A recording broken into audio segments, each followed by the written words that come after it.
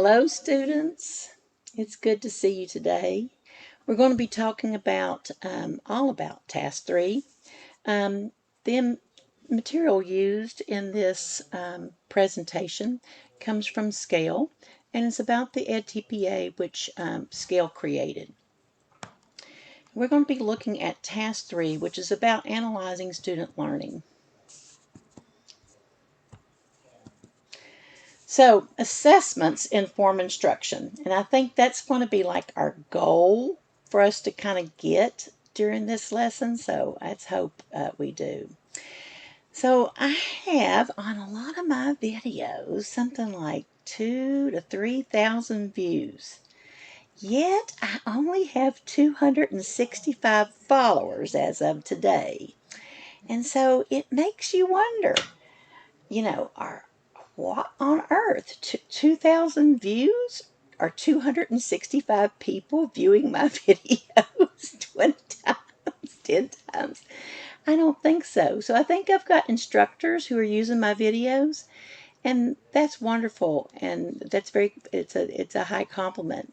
But do you think you could maybe subscribe to my channel and get your students to do that? Because that would be really helpful to me. And if you're a student or someone who is not from my university, I also would appreciate it if you would subscribe to my channel. That just sort of returns the favor that I'm doing for you, because I don't charge for this, but I could, right? So let's keep this information out there free. So in the assessment task, you're going to be analyzing student learning. You're going to be providing good feedback and giving students the opportunity to use that feedback. You're going to be analyzing academic language use, and you're going to be using assessment to inform instruction. Now, all the handbooks are so much alike with Task 3. So basically what we have here is the SPED, making good choices. And here we have the making good choices for everybody else. So even though what I'm going to be primarily using is the making good choices for the majority of the handbook, whenever I say like a class, just replace that with focused learner. So everything that we do with a whole class, you do with a focused learner. Also, the other difference is that SPED, they analyze the focused learner's use of communication, whereas the other handbooks analyze students' academic language understanding and use. These are the steps that most of us follow in Task 3. You select one assessment. Now, PE and early childhood have different directions, and you should look at your handbook about that and make sure that you talk with your edTPA coordinator or instructor.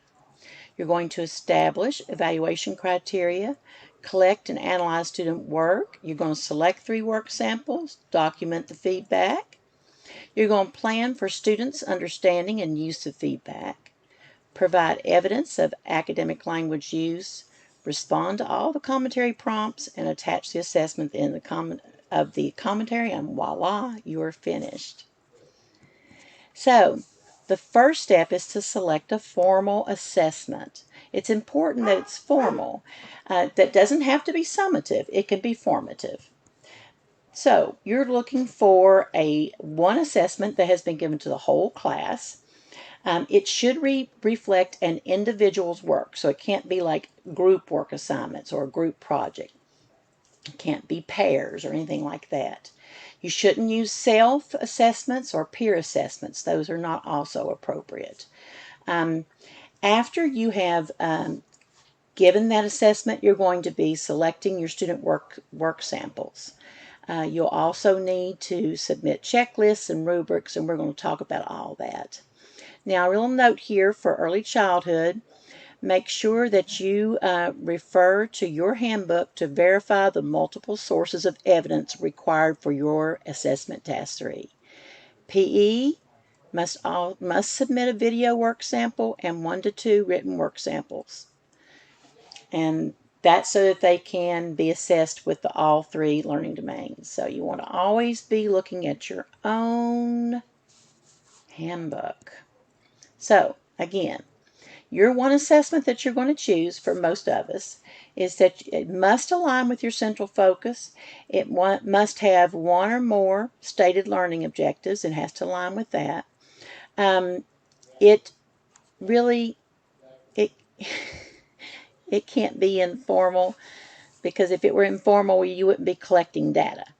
So the collection of data is what changes it from informal to formal. So it would be formal, formative, or summative. It needs to result in evidence of student learning according to the evaluation criteria that you come up with. You should be analyzing more than just whether or not they get the answer wrong or right. So you need to give them an assessment that helps you analyze the student's thinking and learning. And so you've got to give them an assessment that helps them to demonstrate their thinking in some way. So instead of using multiple choice or single word responses, you want to give open-ended questions, writing samples, performance tasks, projects, problem sets, lab reports, other complex assignments. So you're going to establish your evaluation criteria. Now I have a whole video on evaluation criteria, which I really hope that you will take a minute after you've subscribed to my channel and take a look at that. But performance evaluation criteria is performance indicators. These are how you know when they've gotten it right. So if if it's a right or wrong answer, then you would have a key, right? But since we're looking for a broader range, looking at their learning, and their thinking, we need to have something else. So what do you use to assess the evidence? You might have, for example, a rubric, a point system, a checklist. Some way to rules for awarding full versus partial credit. You can examine accuracy, correctness, the complexity of their answers, the sophistication of their answers, quality, all those types of things. You decide. And make sure that your evaluation criteria aligns with the objectives, your learning segment, of course, your central focus, it all needs to match. And make sure that your evaluation criteria aligns with your subject-specific emphasis.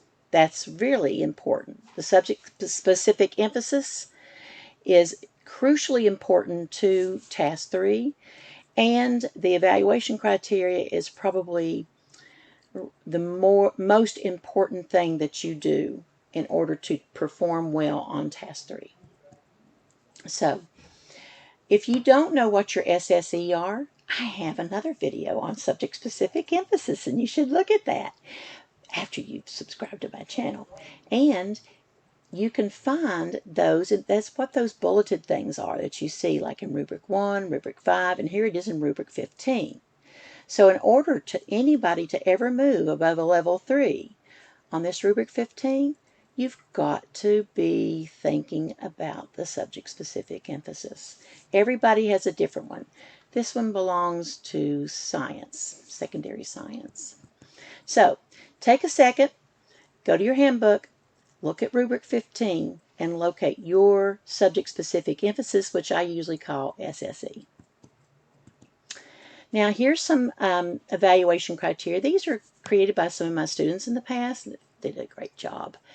This person has taken their evaluation criteria and they've thought about each objective, what would be a mastery, what would be satisfactory, and non-satisfactory. They defined the terms and they've come up with the descriptors for each of these. Again, very similar. This person has taken, this is an English one, evidence from text, evidence supports the topic sentence. Actually, this might not be English, this could be literacy. But again, this is, they've defined mastery and all the way down to below proficient. Here's a person who really went above and beyond. She's got her objectives.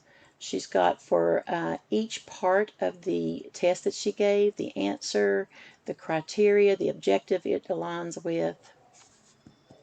Again, this person has made a multiple choice section in which she does do this conceptual understanding. However, it would not, like we said, give the in-depth. But she's got that made up here by having short answer sections. So this was, of course, somebody clearly in chemistry. So the third step is going to be to, of course, give the assessment and then use the evaluation criteria to analyze the student work. And once you've analyzed it, you need to play with your graphs. Put all your data in a spreadsheet, start making some cool looking graphs, and then come up with some and analyze what you're looking at. What did most students understand? What were some common misunderstandings? Some partial misunderstandings? Were there some common errors? All of these things that you come up with, though, they have to be related to your objectives, your evaluation criteria, and your SSE. For example, if they all misspelled the same word, but your objectives that went along with your central focus had nothing to do with spelling, which it would not have anything to do with spelling in most situations, you can't put that. That's not going to help you. The things that you're looking for here are related to your objectives, your evaluation criteria, and your SSE. So how detailed should the whole class analysis be? I would come up with 3 patterns of learning. It doesn't say that in You're Making Good Choices, but any more than 3, it gets really, really complicated to discuss in your page limit. And any less than 3, you really don't have the in-depth that you need to make your page limit and to make your arguments. You're going to find these patterns of learning. Like we said, the patterns of learning come from answers to these questions here. And then you're going to discuss them and show the quantitative evidence, that would be your charts, that the patterns exist, and qualitative evidence that they exist. And the qualitative evidence comes from the work samples, which we'll get to in a minute. Now, once you have established your patterns of learning, you can also think about this goes over all these things here. You want to also think about students, what they may have had in common. Like, for instance, did you notice anybody who had made the same errors? Did they have anything in common? Was this prominent among struggling readers? Did you see that those who succeeded seemed to be better in math? I mean, what did you notice? So be sure that you always in your analysis are talking about your evaluation criteria and your subject-specific elements. Now, the prompt itself in the commentary doesn't ask you to do that, so this is just something you have to remember to do. So, again, you want to make sure that you are thinking about your patterns of learning, which are going to be in your work samples, your analysis. Then you want to make sure that you are making quantitative patterns, qualitative that you are. So your quantitative patterns indicate a numerical way the information is understood. And qualitative includes the descriptions of understanding. So make sure you're presenting them both ways. So again, we've got a few more really good examples how this person has put it together. She's come up with her patterns. She's making her case for her patterns. This person has presented it an even different way. So this is how they're presenting their quantitative evidence. Okay, so again, this is just a quick overview of Task 3. I have many videos about Task 3. As a matter of fact, I have a video for each prompt of Task 3, so not only explaining the prompt and how to prepare for it, but also a video on how to write for it. My suggestion is always, though, to write the first prompt. I think it's actually prompt 2, but it's associated with Rubric 11, and the last one, which is associated with Rubric 15. These two actually go together, and the way they're presented in the Task 3 commentary template it makes you think. I mean, you're so busy writing about all these things. You analyze student learning, you get off on talking about your focus students, your work samples, your academic language. Now all of a sudden we're back to talking about the assessment again. So I think it's best to go ahead and write these two parts first. So analyze the learning, come up with your patterns, and then using those patterns, you answer the last question where you're going to propose next steps using those patterns. And when you look at the URLP and the other information that goes along with this, URLP stands for Understanding Rubric Level Progression, by the way, then you're going to know that these really do fit together, because they're asking you to base this informed instruction on your patterns of learning. Step 4, you're going to choose 3 focus students. Now, in most of the handbooks, you choose the focus students after you have analyzed your assessment. So that's how it's done with most. But in some, like for instance, in some situations where you're expected to record your focus students, then you're going to have to record, you're going to have to figure out who your focus students need to be prior. So, whereas, like I said, whereas most people are going to give the assessment and then they're going to discover their work, go through the work samples and figure out who their focus students are, some of you are going to do it the other way around. So you need to look at your own handbooks again. So what you're going to do is that after you've looked at the patterns in your analysis, you're going to look for a student's work that exemplifies that. So, for example, if you have someone who has, if you found a particular pattern of error, a lot of students seem to be making the same mistake. Well, who in your class, whose paper can you use as an example of that? Where's a common misunderstanding? Or what's something everybody's getting right? It's good to always have someone, but it's not a deal breaker, but it's good to have someone of a specific learning group that you use in your analysis for your work sample. In the back of your handbook, there is this table that is artifacts and commentary specifications. Sometimes I call it the evidence chart, sometimes I call it the artifact chart. But this is where you find out what you're going to submit for work samples. So each of your work samples, once you've found them, these can be written work, an audio sample, or a video sample. You have 3 files, 1 file per student. So you don't put all the work samples in one file. There's no page limit for written work samples. But if you're going to submit audio or video, then it can only be up to 5 minutes. Lots of other additional things that you need to make sure that you take care of, such as removing the students' names and your name and the name of the school from the work before submitting it. So take a moment and find the artifact chart that's in the back of your handbook and take a look at that. So Rubric 11 is what we use for the first part of the Task 3, and that is where you are going to find out what the learners did right and wrong. You're going to look for specific examples from the work samples of these things that they did right and wrong. You're going to find patterns of learning that are described for the whole class. You're going to discuss some of the differences in whole class learning. And then you're going to try to make some connections between the quantitative evidence and the qualitative evidence and the patterns of learning that they show for individuals and groups. So let's talk about feedback.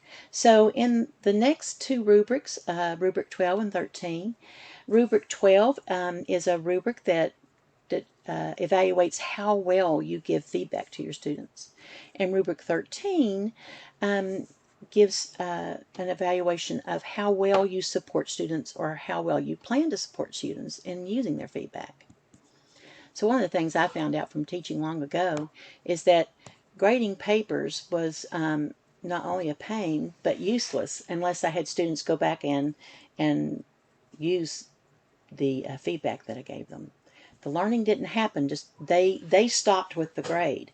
It was important that you delay the grade and that you wait until they have a chance to look at their work and improve it. So, of course, in summatives, that's not always what you want to do, but in a formative assessment, that is what you want to be doing. It's a growth mindset that is very much supported by the edTPA. So let's talk about what feedback is not. Feedback is not checks or X's on a paper. It's not points. It's not grades. It's not smiley faces. It's not emojis. It's not praise. Now, all of these things are good, and they should be, X's aren't necessarily good, but you know what I'm saying. I'm not saying that you don't do them. I'm just saying it's not feedback. Feedback is written or oral, and it can be something that you film yourself or record yourself, or that you have in writing. Its feedback is specific, it's helpful, it's practical, it's relevant to the objectives. The feedback includes strengths, needs, and strategy for improvement. So you want to make sure that your feedback is clear and specific. It's related to the objectives. You want to make sure that the feedback is submitted, and it can be submitted in a separate file, or it can be written on the work samples themselves. Effective feedback always tells them what they did well and what they need to continue to work on, and they need to make sure that they give feedback related to the specific learning objectives. The direct attention to the details of the performance of the central focus.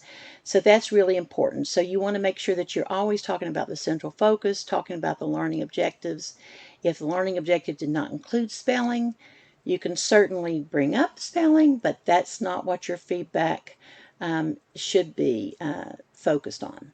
So your students need to know specifically what it is that needs attention. Your topic sentence needs more focus. Let's review the relationship between slope and y-intercept.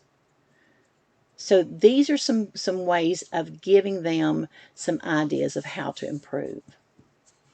Again, you should always refer to your artifact chart to find out how you submit. Now, you don't have to submit any files for evidence, but the evidence of feedback should be, if it's not submitted on separate files, it should be part of your work sample. This is where you've written either on the work sample or on the back. It's all in the same file. And one of the things that you'll do is that you'll be telling in the commentary, telling your scorer where that feedback is. So keep in mind that your feedback, again, can be written, audio, or video. I highly suggest the video clips because if you've taken your time to plan what you're going to say to students, that can be a very powerful and moving for the scorers to see. So this is Rubric 12. You want to make sure that a 3, I think, is pretty easy. The feedback is specific, and it either addresses strengths or needs related to the learning objective.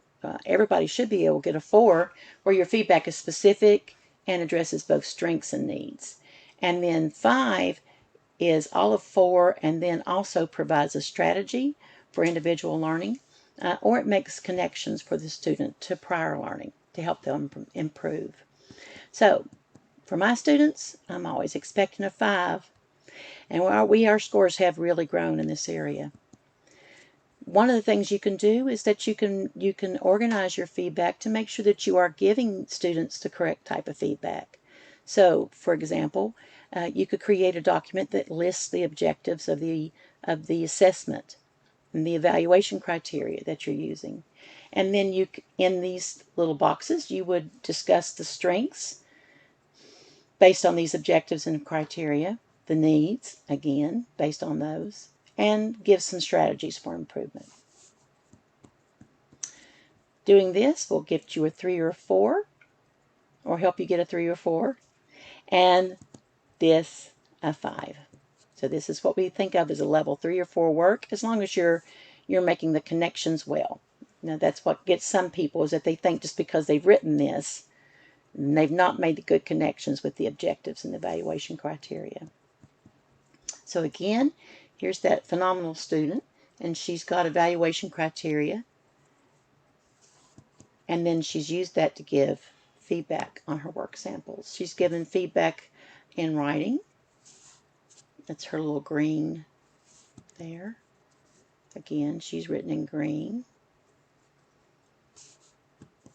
And again, she's prompting the student to think. Really good examples of feedback.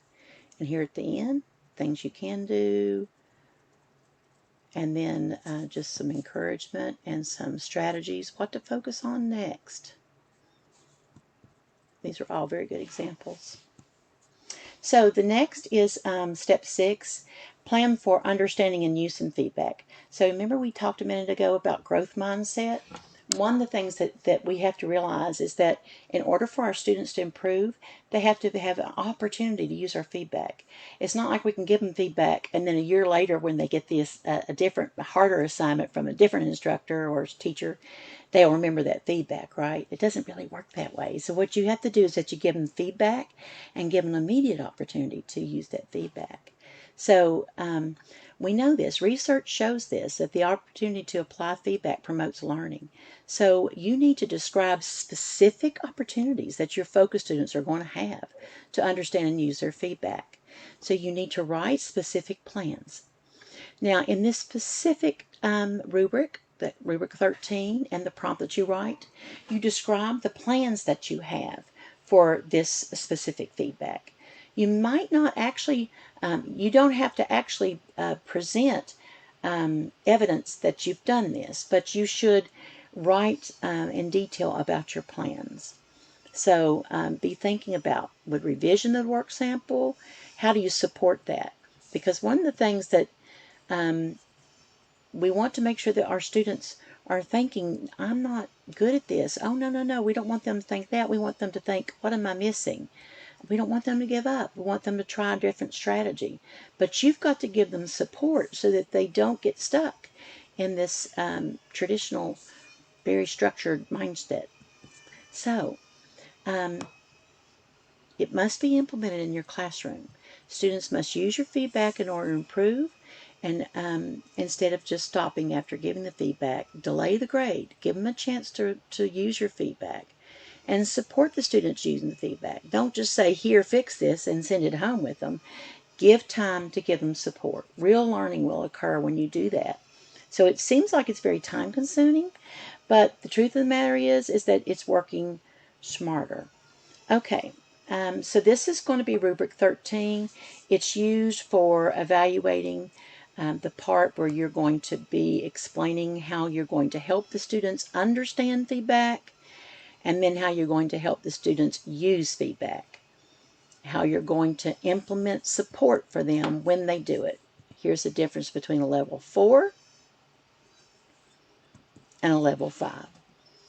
And one of the things that you can see in your Understanding Rubric Level Progressions document, which I lovingly call the URLP, is really, really fantastic examples of what a level 5 response looks like. So step 7 is providing evidence of the academic language use. So you know how in the academic language part of the planning commentary, you had to plan academic language. Well, here we're showing evidence of having done that. Now, it doesn't have to be the exact thing you described in the planning commentary. It could have been another scenario that came up and not the one that you described in the planning commentary. So you can find and provide this evidence either through a video clip that you got from your task 2. You might refer to those task 2 video clips and providing the timestamp. There might be an additional video clip that you submit, and that's, you need to look at your evidence chart for that, but there is the opportunity for that. Or you could be finding the evidence from the work samples, or you can combine all those. So go beyond looking for when students are just parroting back, giving you definitions back of unfamiliar words. That's just vocabulary. We're looking for more of that. We want to see language use. In real language, we don't just talk in definitions now, do we? So we want to see them actually using speaking, writing, performing. So these are all the expressive language that we see: speaking, writing, and performing. So they're going to practice these language demands, function, vocabulary, discourse, or syntax, And remember, though, also, it needs to be about the content understandings that you are developing in this particular learning segment. Now, early childhood handbooks, they address children's vocabulary only, not function, discourse, or syntax. And world language and classical languages do not include these rubrics. So evidence, again, can be written, it can be audio, it can be video, or it can be a combination of these three. You need to look at your assessment task 3 artifacts for evidence. So this is the feedback one. But here you can see, even though it says evidence of feedback, you can also provide evidence of academic language use. So what that means is that it's going to go into the same little slot when you submit. Don't worry about that. We're just going to make it, it's going to be a separate file that we're going to call the academic language file. Okay. So, whoops, I got too far forward. Now this is the rubric for rubric 14, and it does show how it's assessed. Notice that you have to be showing evidence of how students use the vocabulary, the function, and either discourse or syntax. Step 8 is pretty simple. You're going to answer all the commentary prompts. And you're going to maybe use my videos once you subscribe to my channel. You're going to use one of my videos that that tells you how to write each prompt, because we've got little outlines in there and little pointers of how to help you understand the prompt and address it. And then you're going to attach the assessment to the end of the commentary. Now maybe you didn't give a paper assessment. Maybe it was a just an essay prompt. That is okay. That's okay. You're just going to write what it was that you told the students to do for their assessment at the end of the assessment commentary. And so it all ends up looking like this. This is the assessment commentary. This person did 9 out of the 10 pages. And then this is their assessment at the end. They put. Yeah. So, assessment key points. Make sure you analyze one assessment. Your focus student work samples come from those assessments, your analysis of them. You want to focus on trends, the patterns of learning. You want to explain any kind of modifications that were made, the assessment. You want to make sure that you've given evidence of feedback, and you want to make sure that you collect evidence of academic language use. A lengthy list of learning objectives should be avoided. You want to avoid an assessment that only shows students displaying a very narrow range of knowledge and skills. You do not want to give an assessment that was completed by a group of students. No self-assessments, no peer assessments.